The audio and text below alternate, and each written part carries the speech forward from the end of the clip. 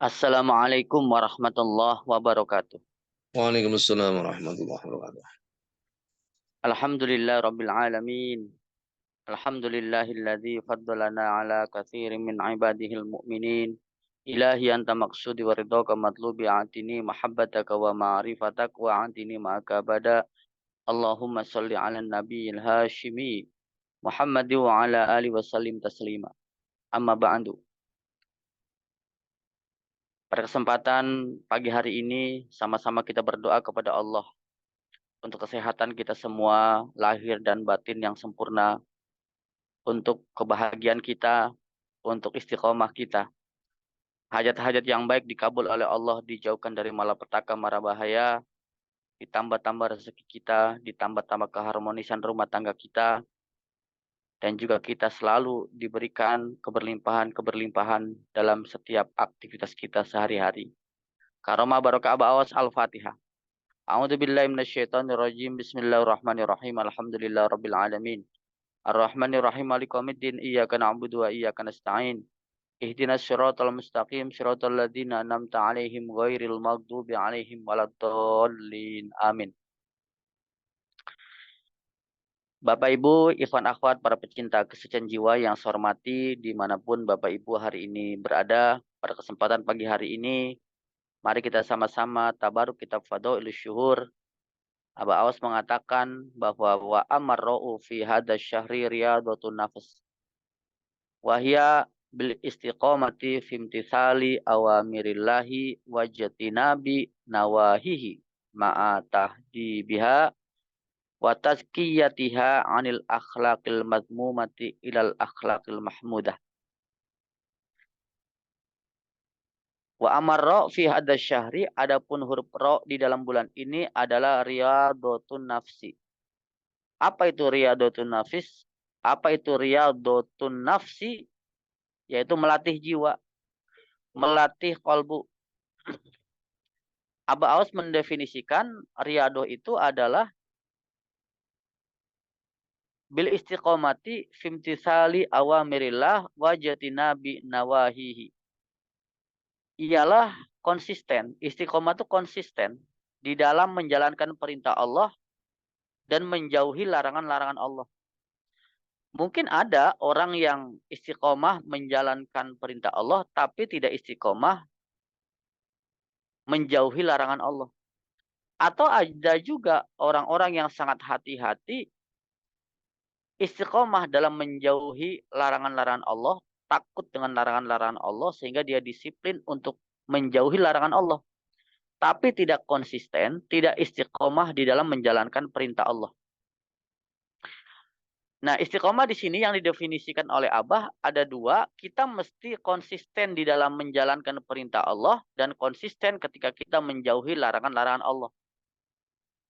Sama kalau kita larikan kepada konteks sabda Abah.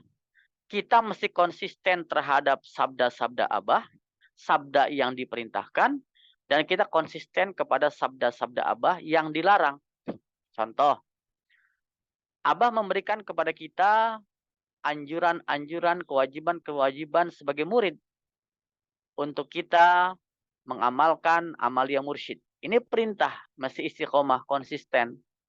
Adanya manakiban, adanya khotaman, seluruh amalia mursyid berusaha dengan semaksimal mungkin kita konsisten istiqomah. Tapi ingat, jangan sampai kita konsisten istiqomah di dalam perintah-perintah Abah, tapi kita juga tidak konsisten komitmen terhadap larangan-larangan yang Abah buat untuk kita semua.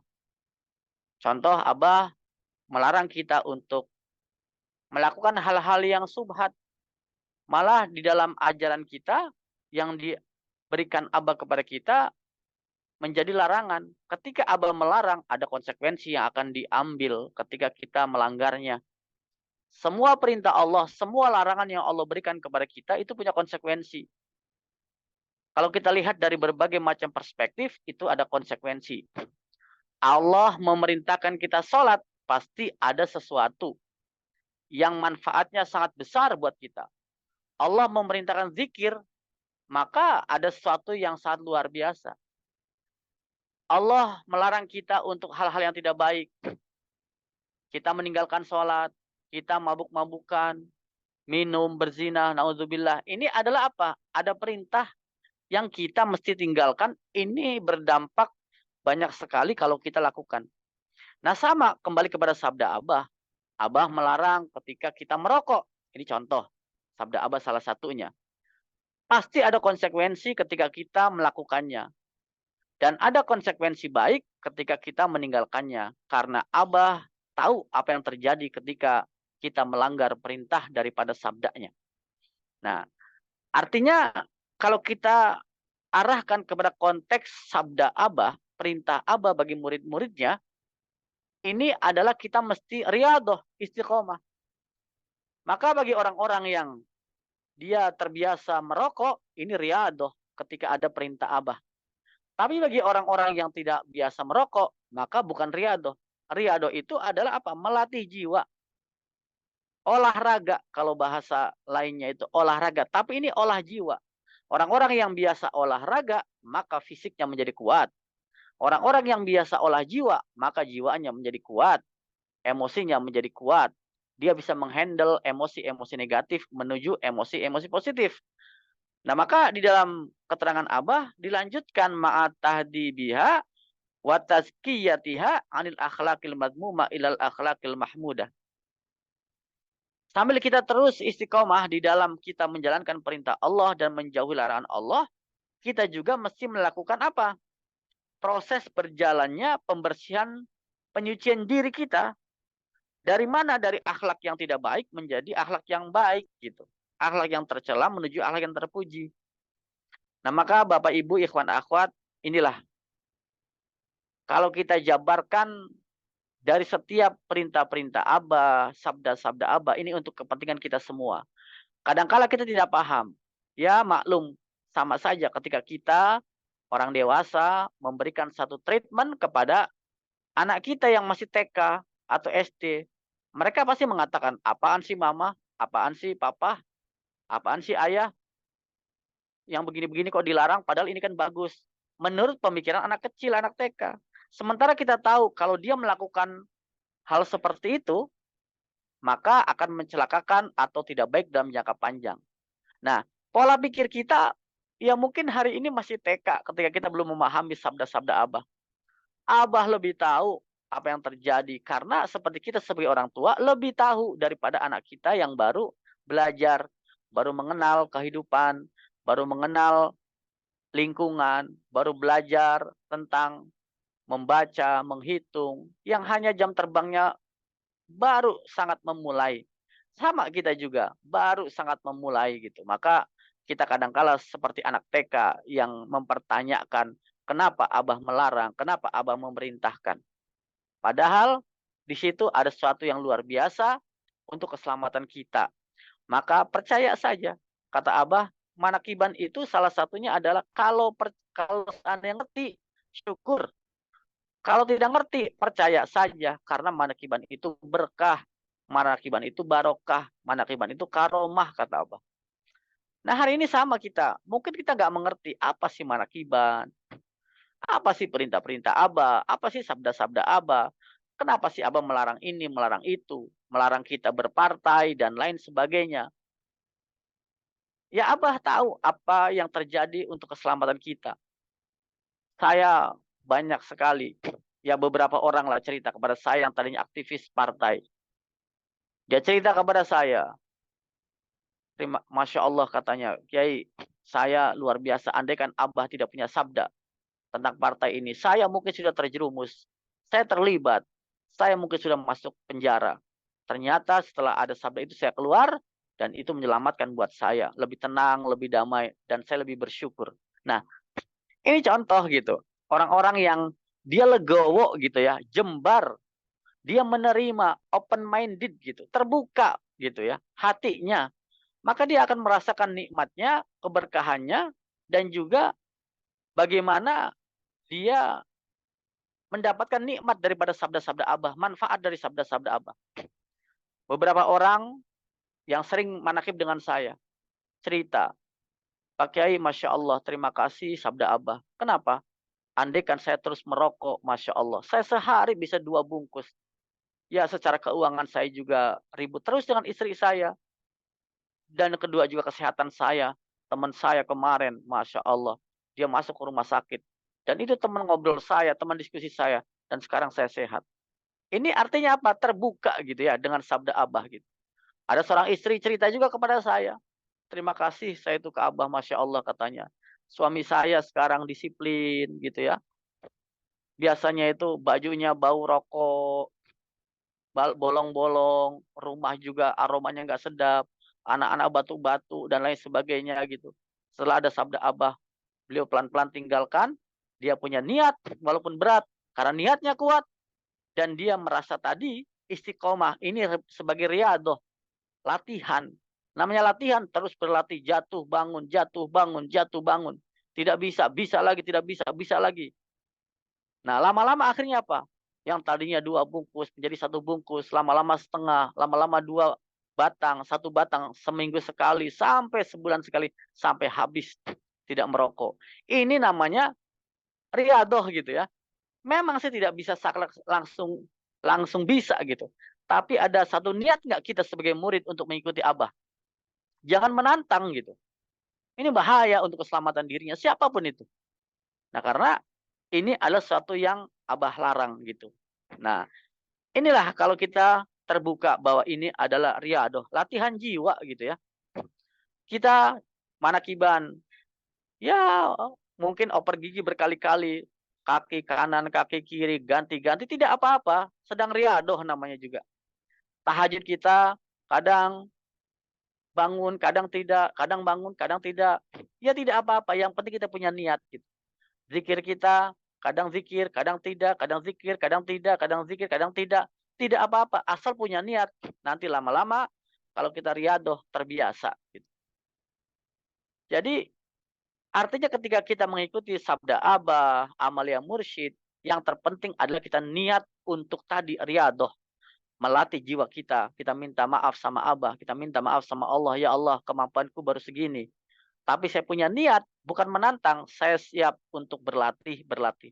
Kan namanya juga olahraga. Riadoh, kan berlatih. Exercise. Namanya exercise adalah proses by proses, step by step, lama-lama dia menjadi terlatih. Kita tahu Kiai Imam ini adalah uh, orang yang dari institusi kepolisian. Saya yakin beliau berlatih dulu untuk kuat fisiknya, untuk berlari, untuk bagaimana cara menembak, bagaimana cara melatih pendidikannya. Artinya tidak langsung sekonyong-konyong langsung bisa gitu. Tapi punya niat yang kuat teguh, saya akan berlatih. Maka lama-lama menjadi bisa gitu. Semua di sini dalam bidang apapun. Dalam bidang bisnis kah? Dalam bidang perdagangan kah? Seorang guru kah? Kalau awal-awal berat gitu. Tetapi kalau kita punya niat ini adalah riadoh, maka kita latih terus, kita latih terus, kita latih terus, lama-lama menjadi kuat dan bisa. Sama juga amalia. Yang terlatih siapa? Ya contohnya Abah. Abah pun latihannya luar biasa. Latihannya ketika digembleng oleh gurunya Abah Anom. Abah Anom juga latihannya luar biasa. Ketika dilatih oleh Abah Sepuh. Abah Sepuh juga latihan luar biasa ketika dilatih oleh Setolha pulang pergi Suryalaya. Sampai Cirebon berkali-kali. Luar biasa riadohnya. Dan seterusnya. Sampai ke kanjeng Nabi Muhammad SAW. Nah, jadi Bapak Ibu sekalian, ikhwan akhwat, dalam kesempatan malam hari ini, maksud saya pagi hari ini, di Manajemen Online Internasional Subuh, kita belajar. Ternyata kita semua adalah latihan. Maka yang terpenting kita niat, bismillah, seberat apapun kalau kita berlatih, maka kita menjadi biasa gitu.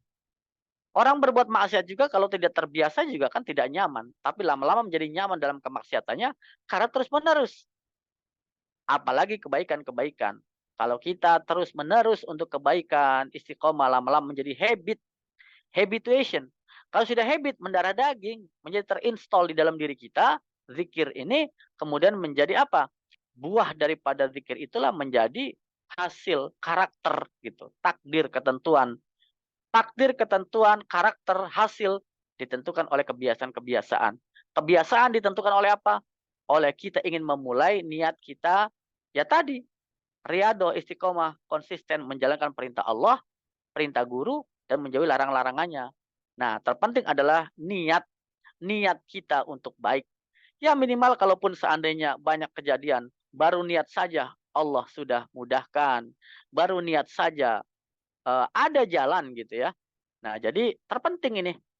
Kalaupun kita belum bisa, ya kita berniat untuk menjadi baik gitu ya. Nah, Bapak Ibu sekalian, kita sama-sama karena kita semua ada pembelajar, kita semua, maka penting riyadhah ini. Riyadhah kita penting berlatih untuk qiyamulailnya, berlatih untuk zikirnya, berlatih untuk manakiban sampai manqobah tidak bergeser dalam arti bergeser fisik kita atau bergeser hati kita yang terutama kepada konsentrasi yang lain gitu. Ini berlatih, berlatih, berlatih. Nah, pada kesempatan pagi hari ini ada 3 nih. Di akhir daripada kitab Fadhailus Syuhur, latihan kita, Abah mengatakan, hifdzul lisan, kita jaga lisan kita gitu. Menjaga lisan kita. Karena lisan itu mu'akkalun bil bala, sumber malapetaka. Abah sering mengatakan bahwa kenapa telinga kita dekat dengan lisan kita, karena pertama kali yang akan mendengar suara lisan kita adalah telinga kita. Kalau kita menjelekkan orang, merendahkan orang, memaki-maki orang, kita menjelek-jelekan orang, maka yang jelek duluan, yang dimaki duluan telinga kita gitu. Maka ketika kita berkata-kata yang baik, berkata-kata yang bagus, maka yang bagus duluan siapa? Ya telinga kita, diri kita. Sugesti yang kita berikan dari mulut kita kepada orang lain positif atau negatif, ini yang pertama yang kita dapatkan adalah diri kita sendiri. Maka hati-hati, maka penting kita disiplin kata, disiplin berkata-kata. Maka dikatakan kul khairon auliyasmut, berkata-katalah baik. Kalau nggak bisa berkata baik ya diam gitu. Nah ini riyadhah yang tidak mudah. Maka pada zaman Abah Anom dulu ada riyadhah bisu, agar tidak ngomong selama 40 hari gitu ya. Tujuannya apa? Ya agar lisan kita ini terjaga tidak menyakiti orang lain gitu. Sekarang lisan kita bertambah apa? Dengan kita mengetik WA kita, status kita. Ini juga sama, bentuk daripada ekspresi lisan kita adalah hari ini sama dengan kata-kata ketika kita mengirim WA, SMS dan lain sebagainya. Nah, maka inilah kita bentuk latihan kita. Abah melatih kita dengan cara apa? Dengan cara lidah kita memperbanyak zikir. La ilaha illallah. Maka disinilah riyadhah kita hari ini adalah jaga lisan kita dengan kita memperbanyak zikir la ilaha illallah. Kalau lidah kita terbiasa mengucapkan la ilaha illallah, kata Abah, bukan kata saya, kata Abah, maka la ilaha illallah akan melilit lidah kita. Kalau sudah terlilit, maka terlilit tubuh kita, maka mendarah daging kita menjadi ahlu la ilaha illallah. Gitu. Nah inilah riyadhah yang pertama, jaga lisan. Yang kedua kata Abah, dengan cara kita wa'urfuz zaman, yaitu kita sadar disiplin waktu. Jadi kita ini mesti disiplin waktu. Tak terasa waktu gitu ya. Salah satu latihan yang diajarkan Abah dalam disiplin adalah disiplin ketika datangnya waktu sholat. Nah ini nggak mudah gitu ya. Kalau Bapak Ibu keadaannya di rumah menjadi mudah gitu ya. Tapi kalau sudah beraktivitas di lapangan, di luar, ketemu dengan pekerjaan, ketemu dengan teman, nongkrong, dan lain sebagainya, ini yang menjadikan disiplin waktu tidaklah mudah gitu ya.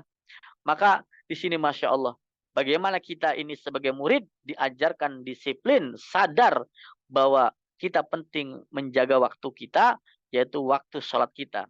Satu aja disiplin kita adalah waktu sholat, waktu di awal sholat. Ketika waktu sholat, kita siap-siap. 3 menit minimal kita sudah siap berada di sajadah untuk waktu sholat. Masya Allah, nggak mudah. Apalagi kita di masjid ya. Di masjid, 3 menit sebelum waktu sholat, wah luar biasa lamanya itu. Belum azannya, belum nunggu imamnya. Ah ini luar biasa gitu ya. Nah, dan orang pun aneh ketika di masjid gitu ya. Kita datang lebih awal nungguin gitu kan. Padahal belum waktu sholat. Seperti itulah kita belajar disiplin waktu. Dan yang terakhir kata Abah, di dalam kitabnya bahwa latihan jiwa kita yang pertama menjaga lisan, yang kedua kita sadar menjaga disiplin waktu, yang ketiga adalah istiqomah di dalam thoriqoh. Wal istiqomatu fit thoriqati. Istiqomatan tamatan. Istiqomah di dalam thoriqah kita yang sempurna. Ya artinya kita mengikuti amal yang mursyid, sabda-sabda Abah. Jadi jangan sampai kita menjalankan amalia, kita manakiban, kita khotaman, kita tahajud, tapi kita juga mengabaikan apa yang Abah Aus larang. Nah inilah, maka kesempurnaan ini di dalam konteks ini, kajian ini adalah kita mesti istiqomah, konsisten terhadap apa yang Allah perintah dan Allah larang. Konsisten sebagai murid terhadap apa yang Abah perintahkan dan konsisten terhadap sabda-sabda maklumat Abah yang Abah larang untuk kita semua. Tentunya dengan kita berproses step by step, riadoh, namanya juga riadoh. Terpenting adalah niat kita untuk menjadi hamba Allah yang baik. Nanti Allah perjalankan dengan caranya. Kita niat sama-sama menjadi murid yang baik, maka karomah barokah Abah memberikan solusi-solusi kemudahan untuk kita banyak berzikir dan beribadah kepada Allah Subhanahu wa taala. Bapak Ibu, saya berdoa kita pagi hari ini sama-sama untuk kesehatan kita, kebahagiaan kita, kedamaian kita, istiqomah kita, latihan-latihan kita agar menjadi pribadi-pribadi yang baik dengan karomah barokah Syekh Mursyid Awaos untuk kepentingan kita, suami kita, anak-anak kita, istri kita, pasangan kita, santri-santri kita, dan keluarga kita semua. Amin. Al-Fatihah. A'udzubillahi minasyaitonirrajim. Bismillahirrahmanirrahim. Alhamdulillahirabbil alamin arrahmanirrahim maliki yaumiddin. Iyyaka na'budu wa iyyaka nasta'in. Ihdinas siratal mustaqim siratal ladzina an'amta 'alaihim ghairil maghdubi 'alaihim waladdallin. Amin. Terima kasih Ustadz Suyatno, Pak Yai Imam, dan Pak De Harun dan semuanya. Assalamualaikum warahmatullahi wabarakatuh. Waalaikumsalam.